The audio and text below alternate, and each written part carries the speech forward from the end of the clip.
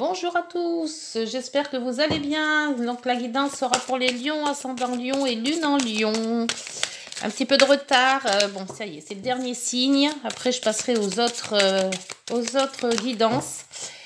Donc le lion, hein, ça y est, c'est parti. Avec l'oracle des nombres pour commencer pour l'énergie de ce mois. Suivi du tarot de Marseille. Des rêves enchantés et des petites heures miroirs avec un petit texte. Allez, c'est parti. Woup, pouf. Ben, ça a bien sauté là. Alors, ça a sauté, il y en a deux. Alors, la vision. Alors, vous allez voir de loin peut-être. Ou alors avoir une bonne vision. Et l'intelligence du cœur. Ouf, intelligence du cœur. Alors, je vais vous lire les deux, hein, puisque les deux sont sortis quasi en même temps. 22. La vision.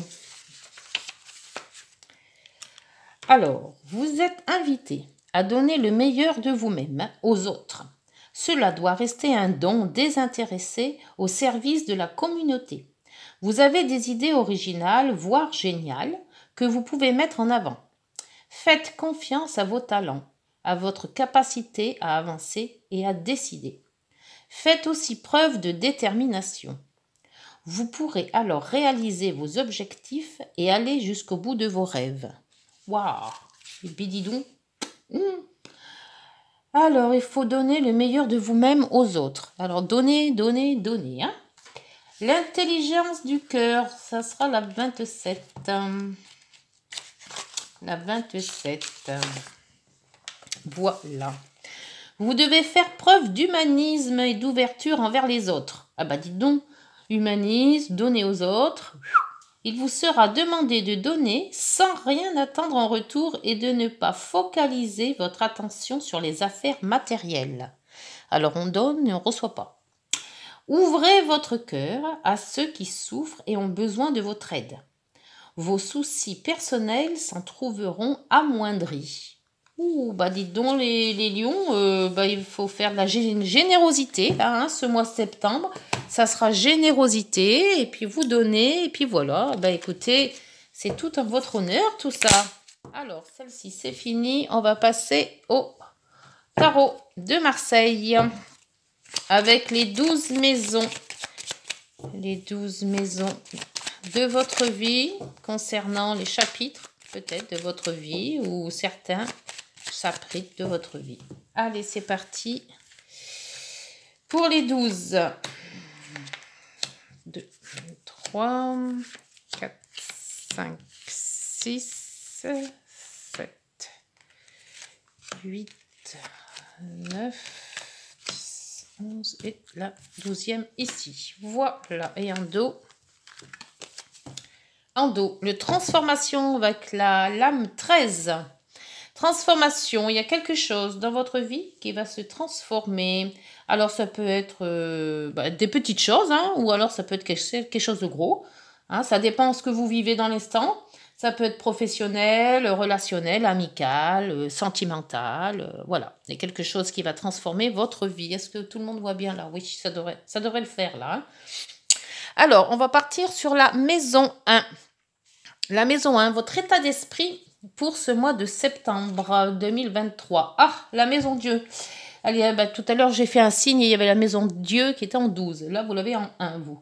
Alors, la maison Dieu en 1, va y avoir sûrement des choses qui vont arriver, mais que vous ne t'attendez pas du tout. Alors, en espérant que ça soit des bonnes choses, parce qu'avec la maison Dieu, ça se transforme beaucoup. Et ça, là, comme là, on voit une tour avec tout le monde qui s'écroule et tout le monde tombe. Alors après, est-ce que c'est tomber pour mieux se relever? De toute manière, hein, la maison Dieu, c'est ce qu'elle dit. Hein. Elle dit, c'est sûr qu'on peut arrêter, mettons, un travail, mais en reprendre un autre beaucoup mieux. On peut aussi tomber d'un coup, on n'a plus d'argent, et puis gagner au loto. On peut avoir les deux. Mais c'est quelque chose qui arrive brutalement et qui n'est surtout pas prévu. Alors, voyez ce que ça va donner pour ce mois de septembre. Ou alors, vous me direz en commentaire. Hein, parce que là, ça commence fort quand même. Hein. La maison 2, la maison de vos finances, la maison de vos revenus, ça aussi, ça peut être l'alimentation. Ça peut aussi concerner votre patrimoine. Donc, vous avez le jugement. Ah, là aussi, c'est un renouveau. Alors, le renouveau avec le jugement, c'est-à-dire qu'il y a certaines choses qu'il faut vous délester. Alors, ça peut être revenu matériel aussi, hein, c'est peut-être pas que revenu avec l'argent, hein, ça peut être tout ce que vous avez en matériel. Donc, peut-être un changement, gros changement, alors j'espère que c'est dans le positif. Il faut enlever certaines choses que vous n'avez plus pour en refaire d'autres. C'est comme un petit peu le ménage de printemps, voilà. On est pur, il y a des choses qu'on ne veut plus, on jette ou on donne. Il y a des choses qu'on rachète parce qu'on aime bien. Voilà, on fait un espèce de remue-ménage. Et le jugement, c'est ça. C'est le jugement, il y a certaines choses qui sont obsolètes, que vous n'avez plus besoin et qu'il faut vous délester pour refaire quelque chose de plus neuf. Donc, mettez ça par rapport à vos revenus, à tout ce qui est patrimoine, et puis peut-être que ça va vous parler. La maison 3. La maison 3 va vous parler de votre communication, de votre courrier, des contacts, des frères, des sœurs, des rencontres, des voyages aussi. Oui, donc les voyages, n'aura pas beaucoup avec le pendu. Le pendu, c'est un lâcher-prise sur la communication. Alors, peut-être qu'avez-vous trop communiqué et puis là, vous avez plus envie de parler. C'est plutôt une remise en question. C'est plutôt peut-être... c'est un lâcher-prise, c'est-à-dire que on revient un petit peu sur ses sources peut-être, à force de dire les choses, ou alors on essaie de voir comment on va faire pour expliquer à quelqu'un quelque chose d'assez grave, voilà, ou d'important. Donc on se met un peu en arrêt en se disant, attends, je vais écrire une lettre, mais il va falloir que je m'applique, donc je prends mon temps. Voilà, quelque chose qui ressemble à ça. Pour la maison 4, la maison 4, c'est la maison de votre environnement familial. Ça peut être votre foyer si vous êtes en couple ou avec des enfants, soit si vous êtes célibataire, c'est celui de votre famille. Avec la papesse, c'est très intériorisé. La papesse est toujours quelque chose de secret. Alors peut-être un secret familial, peut-être un secret, voilà, il y a un secret qui va peut-être remonter à la surface, un secret de famille, de toute manière, puisqu'on est dans la maison familiale. Ça peut être aussi analytique, on analyse les choses. Est-ce que mon foyer est bien? Est-ce que je me sens bien dans mon foyer? Est-ce que je peux améliorer mon foyer? Est-ce que mon foyer serait pas mieux ailleurs? Voilà, ces questions-là qu'on analyse sans arrêt. On recherche, on fait des recherches d'un autre lieu peut-être de famille. On veut peut-être acheter, donc à ce moment-là, on se renseigne sur le patrimoine, qu'est-ce qu'on peut avoir, comment on peut faire. Voilà. Dites-moi hein, si ça vous parle. Hein. Après, en maison 5, la maison 5, c'est la maison des amours. C'est la maison des plaisirs, des jeux, des enfants, des vacances, des personnes chères, de la chance aussi. Ah, l'amoureux, vous avez un choix. Alors, un choix dans la maison 5, ça peut être un choix par rapport à l'amour.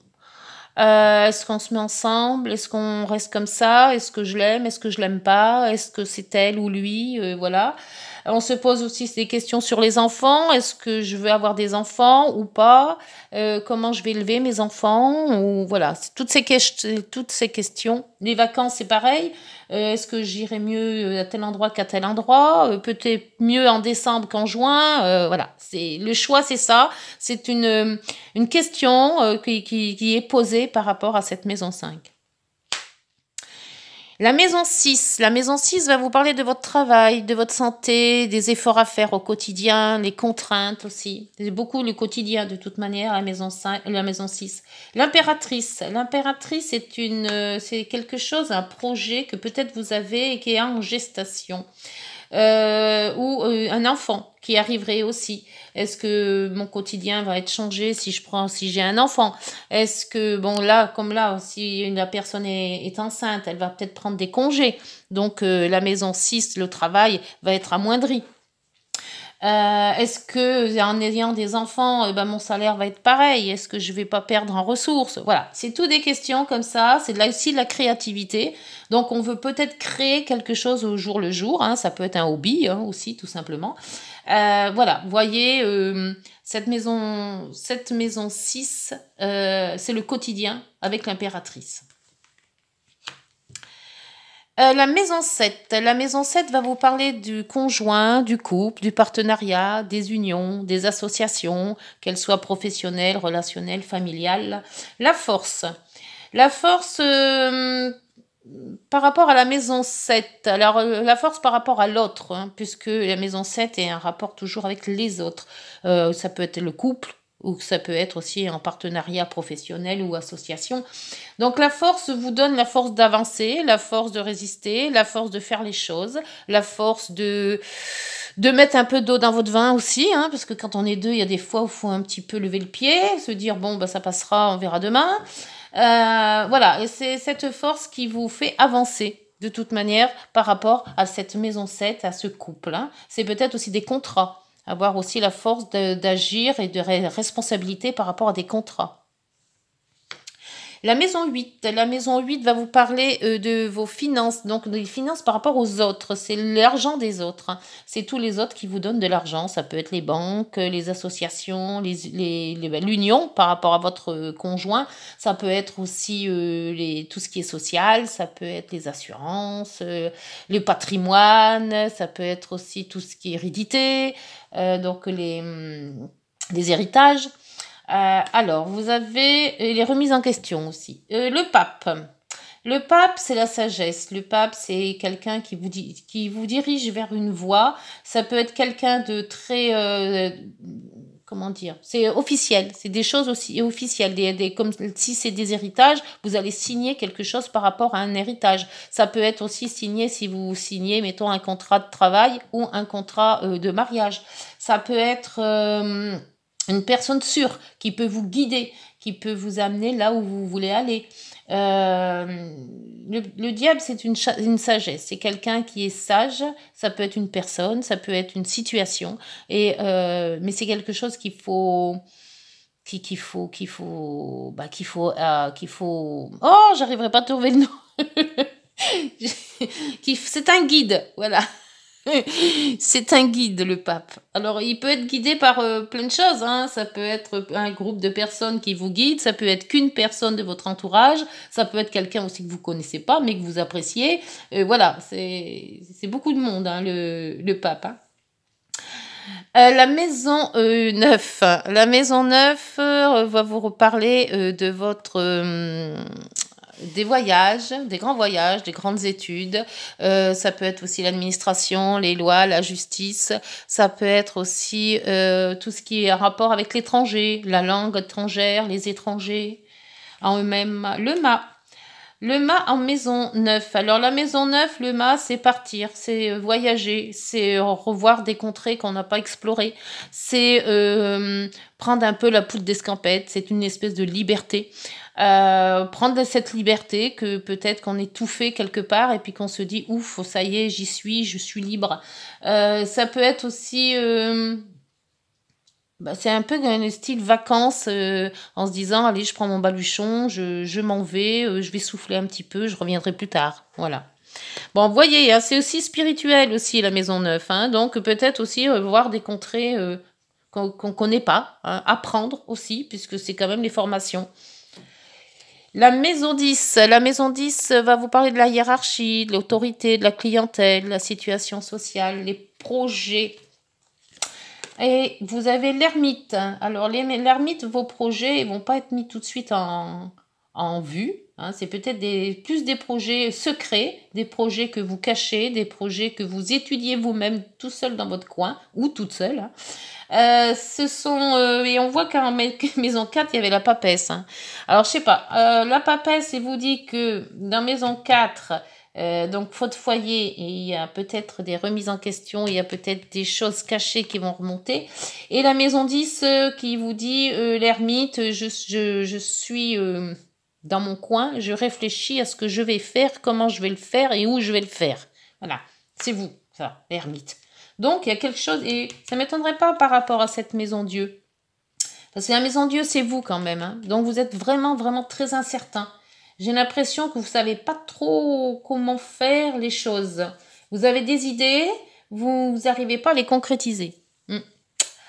La maison 11, c'est les relations sociales. La maison, c'est tout ce qui est en rapport avec vos relations de travail, les relations familiales, amicales, relationnelles autour de vous. L'empereur. Avec l'empereur, vous menez, si vous êtes chef de service ou chef de quelque chose, alors là, ça vous va très bien, parce que au moins, vous pouvez diriger votre petit monde. L'empereur, c'est ce qu'il fait. L'empereur, c'est où il va. Et là, par contre, vous savez pas trop ce que vous voulez faire, mais par rapport aux autres, diriger les autres, ça va. Donc, de votre vue personnelle, ça va pas trop bien, mais par rapport aux autres, c'est vous qui prenez les initiatives. La maison 12. La maison 12, c'est tout ce qui est secret, caché, occulté. Ça peut être aussi spirituel, karmique. Ça peut être les hôpitaux, les prisons, les cloîtres, tout ce qui est fermé, les monastères. La lune. La lune en maison 12, eh ben ça c'est pareil, c'est pas le pied. Il y a des hauts, il y a des bas, il y a des humeurs changeantes, il y a des rêves bizarres, voire des cauchemars. Maison 12, c'est tout ce qui est à l'intérieur de soi, donc tout ce qui est introverti, tout ce que vous n'arrivez pas à sortir en fait. Alors peut-être que vous êtes mal dans vous, mais qu'il y a certaines choses qui vous dérangent, mais vous savez pas ce que c'est. Alors peut-être par rapport à ces trucs de famille, là, que je vous disais tout à l'heure, par rapport à les choses de famille qui pourraient remonter à la surface, il y a des choses qui vous gênent peut-être, ou que vous voulez pas en parler, ou vous voulez pas voir. Mais c'est des secrets qui vont peut-être remonter et ça vous dérange.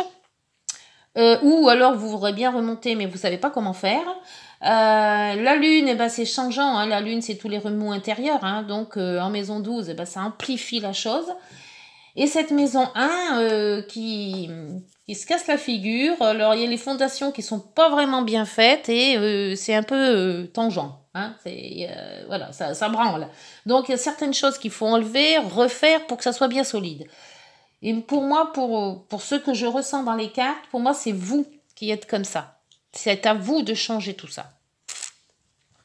Bon, ouais, enfin, beaucoup de relations, beaucoup psychiques hein, pour vous les lions. Hein, et les ascendants lions et les lunes en lion. Allez, on va mettre quelques cartes de supplémentaires sur ces cartes-là parce qu'il y a beaucoup à dire. Hein. Alors, déjà sur la maison Dieu, hein, s'il vous plaît, la maison Dieu. En maison 1 pour les lions, ascendant lion et lune en lion, s'il vous plaît. Alors, vous avez les souris, le stress. Eh ben voilà. Vous êtes tous stressés, les lions. Alors, on se reprend, on fait de la méditation, on se relaxe. On prend la poudre d'escampette, là. Quelques jours où, on pense plus, on s'en va, on réfléchit. La réfléchit, il est là, à la maison 10. Hein. Alors, on va voir pour la maison 3, communication suspendue pour la maison 3. Il n'y a pas de communication ou alors on ne sait pas comment exprimer les choses. Oui, et là, il faut vous lancer, c'est ce qu'on vous dit. Un choix à faire, il y a quelque chose qui vous questionne. Il y a quelque chose qui questionne et qu'il faudrait bien sortir. Alors, la maison 4, cette papesse, c'est quoi cette maison 4? Le secret. Le secret, le secret d'une alliance ou d'une union. Il y a peut-être une union qui se prépare là-dedans. Et on ne sait pas comment faire. On dit oui, on dit non. On fait sa demande ou pas. Ah, c'est peut-être ça le secret. Secret de famille. C'est peut-être ça.